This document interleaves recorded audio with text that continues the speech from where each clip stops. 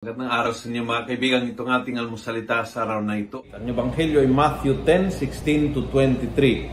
Sinabi ni Jesus, "Be on your guard with people, for they will hand you over to their courts, they will flog you in their synagogues, you will be brought to trial before rulers and kings because of me, so that you may witness to them and the pagans. But when you are arrested, do not worry about what you are to say." Be on your guard, but do not worry. Napakaganda ho yung combination ng advice ng ating Panginoon. Be on your guard with people. Kasi may mga tao na talagang traidor, taksil, may mga tao na may secret agenda, may mga tao na gustong sirain ka, may mga tao na gustong labanan ka. Kaya ingat ka, ingat. Huwag kang maging inosente in the sense na lahat ng tao sa iyo ay maayos, mabait dahil lolokohin ka kanang kaliwa, abusuhin ka kanang kaliwa. Kaya be on your guard with people, but when you are arrested,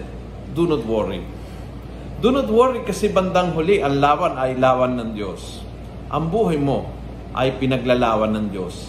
Ang sasabihin mo ay bibigay ng Diyos. Ang pagtatanggol sa iyo ay manggagaling sa Diyos. Kaya be on your guard. Huwag mo ilagay ang sarili sa kapahamakan na kusa. Ngunit kapag nangyari, when you are arrested, kapag nangyari ang pinsala, kapag nangyari ang pagsubok, kapag nangyari ang pagtataksil, kapag nangyari ang trinaydor, do not worry.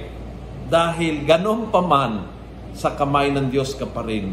Sa pagtatanggol ka ng Panginoon pa rin. Nothing to worry when you are with God.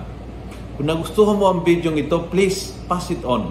Punuin natin ng good news ang social media. Gawin natin viral araw-araw ang salita ng Diyos. God bless.